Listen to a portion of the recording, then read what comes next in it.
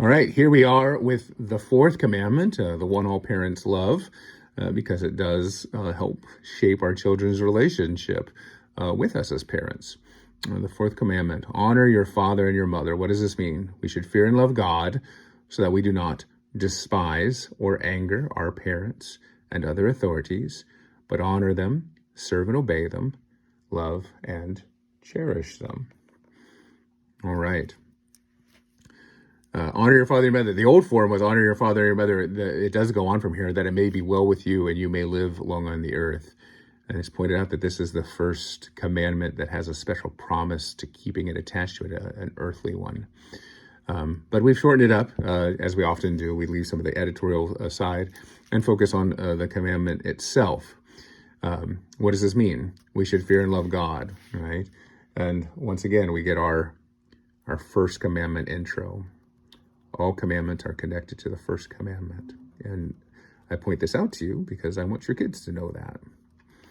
Yeah, so please do take the time to point that out. The fear, love, and trust of God we have in the first commandment continues to guide how we understand these commandments.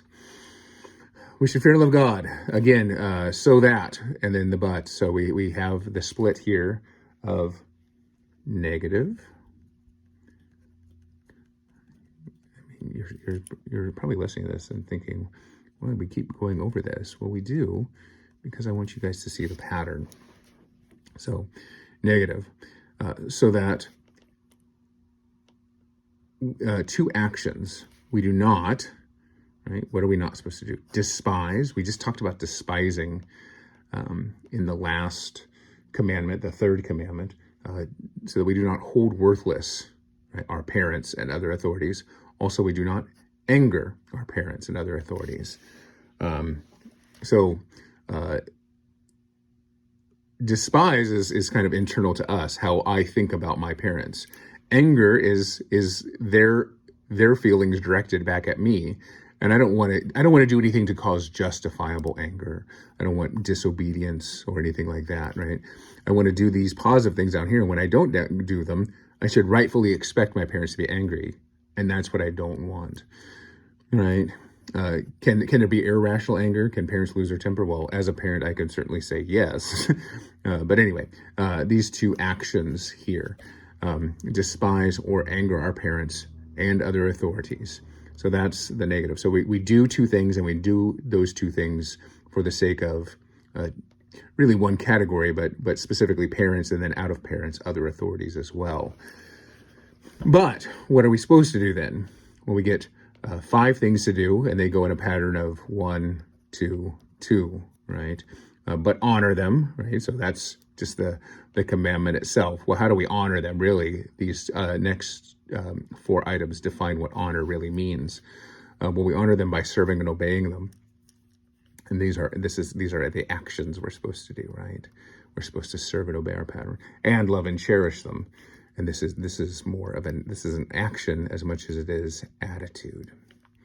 Okay, so remember that pattern of 1, 2, 2, 5 things, but broken down that way.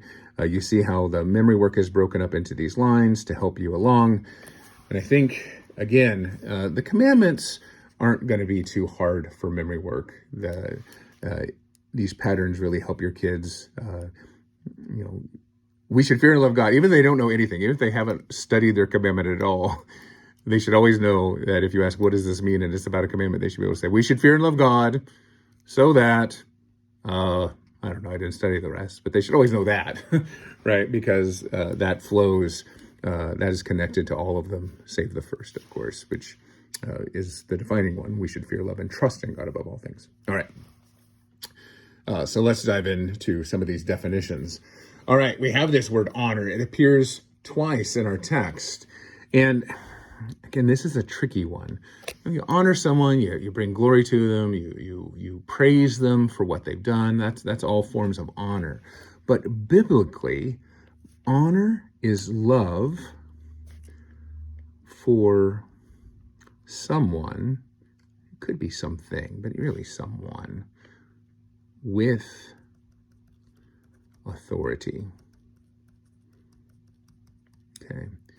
So you kind of need to talk about what authority is, right? Somebody with power over you.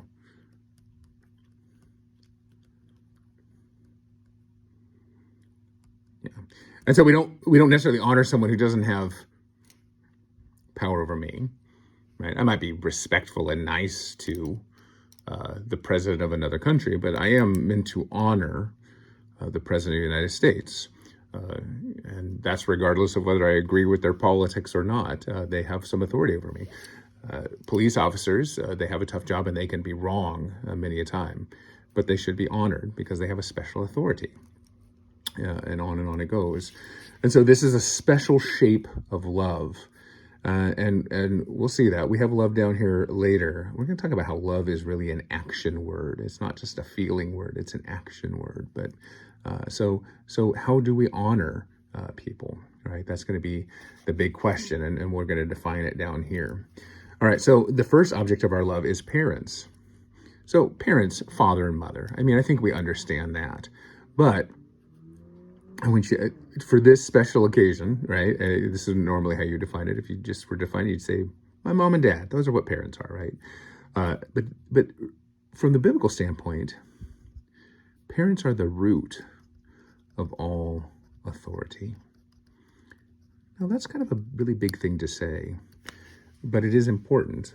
The family is the primary and undissolvable, right? You necessarily have to have families to have a society, to have people living together.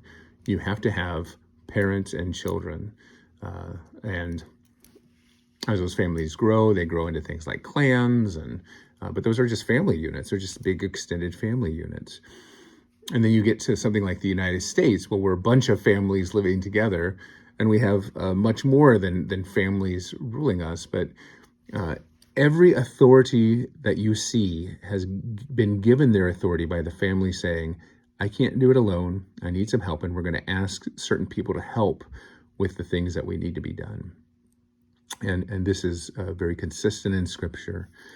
So the parents are the root, and so that's why we include other authorities. It's not enough just for us to honor our father and mother. We have to honor the other people given by our parents to have some say over our life. So what are those other authorities? Well, this is anybody else with authority. And, I think probably the best way to sort this out is just to think about some people with authority, right? Your pastor. I think about the pastor first because I have the pastor, right? But again, my authority does not extend, does not supersede the parent's authority. I want everybody to know about Jesus. But if the parents don't want their kids to know about Jesus, I can't sneak in and make them know about Jesus against their parents' wills and wishes. It's a very sad thing that would happen, but you see, I can't violate that. Same thing with teachers, right?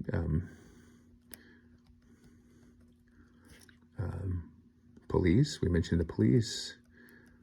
Rulers, absolutely, right? Governors and presidents and congressmen and such. Judges, we literally call judges Your Honor, recognizing the authority they have in these things. Now, understand, each one of these rules has the police officer as authority is specifically in the place where he has authority. He doesn't have authority over me when I'm breaking the law, when I'm not breaking the law, when I'm just minding my own business, when I'm in my own house. A police officer can't knock on my door and boss me around unless he has cause to do so, right? The teachers don't get to say what happens in your house, right? But they do have say over when you're under care in their classroom. One of the bad things that can happen is when any of these people with authority think that their authority doesn't go back to the parent and says, well, we don't actually need parents, or we know better than parents about how to exercise authority over kids, and so we're going to undermine them. That was never God's intention. The parents actually, right? It doesn't work this way. It works this way. The parents help shape and direct how these things are to work. But we live in a sinful world, and all of this authorities get messed up all the time, right? So what are we supposed to do? we're supposed to serve and obey, right? And this is showing our honor in action. Right? When mom says, take out the trash, right? Obey. And you also serve. Sometimes you take out the trash without being asked.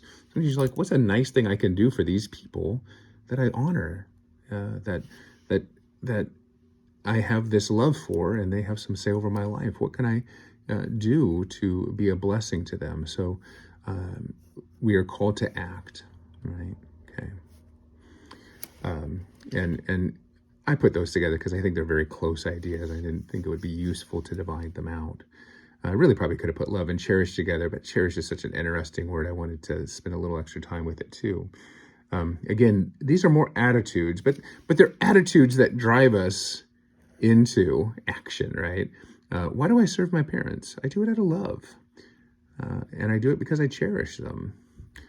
And so this drives us into our action. So love is really tough to define.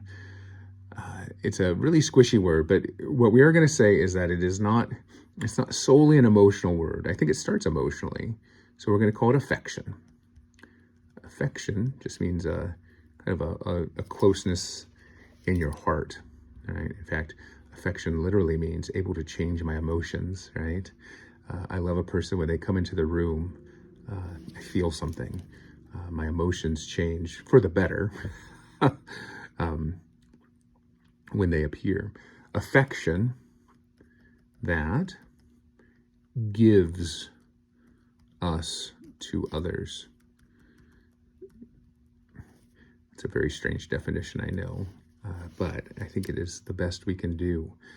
So I get this feeling. Love is a feeling, absolutely, but it's a feeling that commits me to a person to give to them. So when the Bible talks about love, we use love in silly ways. We say things like, I love pizza, I love to dance, things like that. But really, we can use the word love selfishly, right?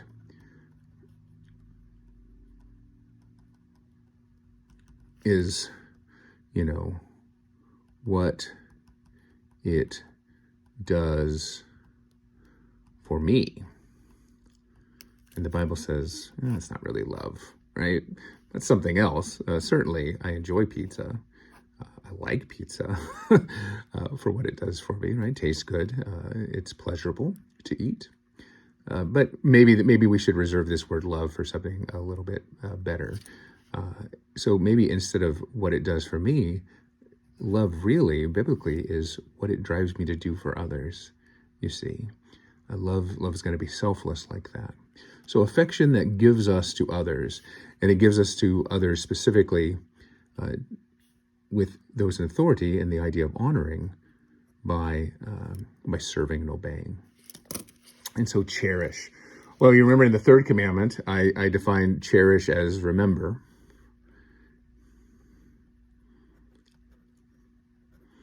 Right? And I say, you're always going to be your parents' child. But, you go off someplace, you're going to go off to college one of these days, and the old famous line your mom's going to say, call your mother, right? Don't forget her, cherish her. Don't call her because you have to, call her because you want to. That's cherishing, you don't forget about her. You want to talk to her, you want to spend your time with her, don't let it define your whole life, of course. You don't do it out of obligation, you do it out of love. And so cherishing is really love over time, right? That's my mom's birthday. It's a good time to call mom and wish her a happy birthday. I love her enough to do that. I remember, right? So, and cherishing shows the enduring quality of it, especially through hard time. And there's other relationships we're called to be honoring and cherishing as well, but enduring. And so things are hard and tough. And, I think the kids see the relationship with their parents in a very interesting way when they're preteens, teenagers. They're starting to kind of work for their independence, and parents seem like a great restraint on that. They care more about what their peers think than what their parents think, and that's very tough on us. But I tell you what, I didn't know what it meant to honor my parents, especially this idea of cherishing them, until I got older and had to start being there for my parents in their need. And I think, cherishing has that idea as well. One of the reasons we're here in Topeka, as much as I love the folks at Calvary, and I'm very glad to be the pastor here, one of the reasons is that it brings us closer to my parents, that we can be there for them as they're dealing with health issues, and just as they're slowly, and we pray no time soon, but they are approaching the end of their life. And cherishing is part of being there for them in their time of need, right? They helped raise us up because they cherish us as their kids, sacrificing so much for the sake of us. And so now we cherish them and are there for them in their time of need. So anyway, these definitions always, I try to give you a simple thing, and then I try to flesh it out. And I hope that you use some of this, to just have discussions with your kids. It's one thing for the pastor to talk about it, right? I'm supposed to talk about this stuff. But I think parents, you are uniquely positioned to talk to your parents about, what does it mean that we're a family? What does it mean that I'm your parent? What does that mean today? What do you think that will mean when you're 40 and I'm, whatever, older than that, right? 60s, 70s, whatever it might be. I think those are, and your kids are at an age where they can start thinking about those things, right? A question like that to a 4-year-old won't get you very far, but their gears are starting to turn. And I think if you start engaging them with these kind of things and just kind of flesh out, just ask questions, and don't be necessarily looking for right answers, but also talk about what is your relationship with your parents like, and maybe you have a really bad relationship with your parents. Because some parents can be really bad, absolutely. But you can say, I don't want that with you. I want a better relationship with me. I know that's something that my dad, he did not have a good relationship with his father. But he said, I wanted to be better. I wanted our relationship to be better. And I say that to my own son, Connor, as well. I say to him, I want our relationship to be better. I want to have that connection. So again, catechism seems very instructional, right? We're memorizing, we're going over stuff. But in a very big way, you're simply being invited to talk and think about what does it mean for us to be Christians? What is the best, and then Christian parents, Christian children. We're really trying to shape a worldview here and take this time. And I think this is I bring this all up here because I think this is a really great commandment to start about. Talking about God can seem a little big for us, but talking about our parents, talking about family, talking about this thing we've lived in for a long time, I think that's a little bit more manageable. And so just have some conversations. And if you're stuck on what to talk about, come see me as your pastor. I believe me, I've got plenty of ideas.